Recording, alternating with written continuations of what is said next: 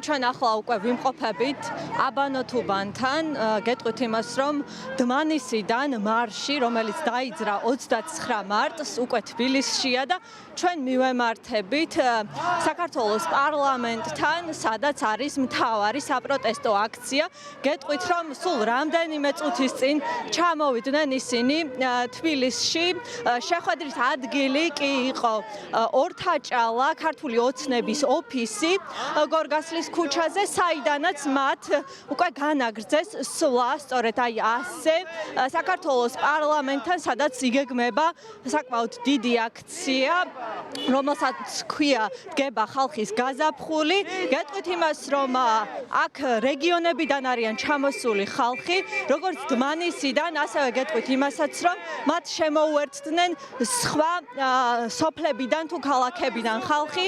დმანისიდან ბოლნისში დაიძრა მარში, თავდაპირველად 29 მარტს და მას შემდეგ ისინი აი 3 დღის განმავლობაში ფეხით მოდიან თბილისისკენ და ამბობენ, რომ თბილისში ფეხით წამოსვლა გადაწყვიტეს, რათა თავისი ერთობა ეჩვენებინათ ხალხისთვის და ასევე ისინი თვლიან, რომ ბევრმა რეგიონმა არ იცის თუ რეალურად რა პრობლემები არსებობს ქვეყანაში და სწორედ ამიტომ ისინი თვლიან, რომ უნდა გააგებინონ თითოეულს და თითოეულ სახლთან მივიდნენ, თითოეულ ჭიშკართან, თითოეულ ადამიანთან იმისათვის, რომ აი ამ პრობლემების შესახებ რაც მათ აწუხებთ, ასევე ის თუ რაც ხდება ქვეყანაში გაეგებინებინათ, მათ მოთხოვნები აქვთ.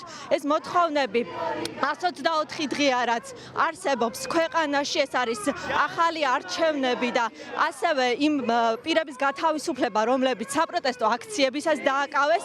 მე ახლა კადრში შემიძლია განახოთ თუ რა ვითარება ახლა ჩვენ უკვე აბანო თუბანს მოვუახლოვდით, ხედავთ ხალხს, რომელიც წამოსულია აქ როგორც საქართველოს, ასევე ევროკავშირის დროშებით და ნიშანდობლივია ისიც, რომ თითოეულ მათგანს აქვს წარწერა თუ საიდან არიან ისინი წამოსულები, ხედავთ გარდაბანს, მარნეულს, თეთრი წყაროს და ეს ხალხი თulis რომ აუცილებელია რომ ასე წამოვიდნენ და თქვან თავიანთი სათქმელი, ამბობენ რომ დაიღალნენ, ეთკინათ ფეხები, დისკომფორტი იქნეს, თუმცა მათი თქმით მნიშვნელოვანია ახლა ის რომ მათ თავიანთი სათქმელი უთხრან საზოგადოებას, სწორედ აი ამ კუთხით ამბობენ რომ თუ ახლა გაჩუმდებიან, ისინი თვლიან რომ შემდგომ ძალიან მძიმე შედეგების შესაძლო ამას მოყვეს და ამბობენ რომ დღეს არის ძალიან მნიშვნელოვანი დღე, რადგან საქართველოს დამოუკიდებლობის აღდგენის რეფერენდუმიდან 34 წელი არის გასული და ისინი ამბობენ, რომ აი სწორედ ახალგაზრდების ხელშია ახლა ძალაუფლება, ისინი თვლიან, რომ მათ ბევრი რამის შეცვლა შეუძლიათ და შეგვიძლია რომ ახლა ჩვენ მოვისმინოთ ის კომენტარები, რომლებიც დღეს ჩვენთან გააკეთეს იმ ხალხმა, რომელმაც 3 დღის წინ დაიწყო მსვლელობა და ფეხით თბილისამდე ჩამოვიდა. რუსული ოცნება, რუსებო, ხმეხად რუსები, ხმეხად ჩემი სამშობლოს მწერები, გადაიღეთ წარმატები და არ რომ მალავთ ჩვენ სახეებს, არ გამაშინია თქვენი, ხმეხად რუსები, დეკლარირებულად რუსები, ძირს, ოლიგარქია, დაიწყლი ოლიგარქიას, დაიწყლი ოლიგარქიას, არ წყდებოდა მანქანების ხარდასაჭერის სიგნალები. ყველა ეზოდან, ყველა ჭიშკრიდან, ყველა ფანჯრიდან ჩვენს მესიჯებს, ჩვენს ლოზუნგებს ეხმიანებოდნენ, რომ დაინიშნოს ახალი არჩევნები და გათავისუფლდნენ სინდისის ტყვეები. ჩვენ ამ 100 კილომეტრიანი მარშით ვაჩვენეთ ჩვენი ძალა. მაცავით ნიღბიანი ადამიანებით ვიღაცების ცემას კი არ დავიწყებთ. ჩვენ ასე მშვიდობიანი გზით, როგორც მთელი ეს 124 დღიანი უწყვეტი პროტესტი იყო მშვიდობიანი, ასე მშვიდობიანი გზით ვაჩვენეთ ჩვენი ძალა. ტყივა პუნთებით, სახსრებით, წყლულები გვაქვს ფეხზე, მაგრამ ამ ტკივილის ატანა გვირჩევნია ეხლა.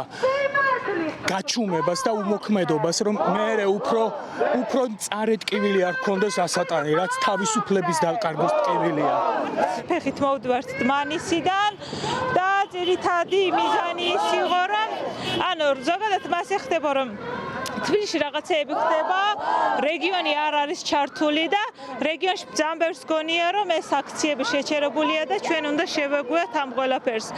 და ზუსტად ამისთვის გამოვედით, რომ ჩვენ არ ვეგუებით, არაფერი არ არის, საპროტესტო აქციები არ არის დასრულებული და ყველგან ვიარეთ დმანისიდან აქამდე 3 დღის განმავლობაში, რომ ხალხმაც გაიგოს რა ხდება ქვეყანაში და ისიც რომ ჩვენ არ ვეგუებით ამ ყველაფერს და ბოლომდე ვებრძვით. დღეს შესრულდა 100 კილომეტრიანი სამართლისთვის, ახალი არჩევნებისთვის, დემოკრატიისთვის დაწყებული მარში, სადაც დაიწყო დმანისიდან, მეც შემოვერთი მარნეულიდან, იმიტომ რომ როგორც მთელი საქართველო მარნეულიც ითხოვს ახალ არჩევნებს, მარნეულიც ითხოვს სამართლიანობას, დემოკრატიულ საქართველოში ცხოვრებას. ვფიქრობ ძალიან მნიშვნელოვანი, იმიტომ რომ ვიცით, რომ დღეს ჩვენი ქვეყანა საითკენ მიდის, რუსების ხელში აშკარად და რუსეთისკენ მიდის და ჩვენ ეს არ გვინდა. ჩვენ გვინდა, რომ ვიცხოვროთ ისეთ ქვეყანაში, სადაც გვექნება ნათელი მომავალი, სადაც გვექნება ევროპული მომავალი.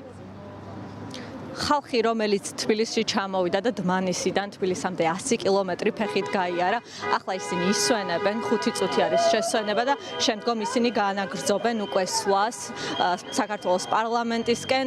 თქვენ ალბათ გესმით შეძახილები, ასევე სიგნალები, მხარდამჭერი სიგნალები ამ ხალხის მისამართით და გეტყვით იმას, რომ დმანისიდან ისინი დაიძრნენ 29 მარტს და მას შემდეგ მოდიან თბილისისკენ. დროდადრო ისინი ვიდეოებსაც დებდნენ, ფოტოებს, რითიც იტყობინებოდნენ თუ სად იყვნენ. გაიარეს 4 ქალაქი და 20-მდე სოფელი.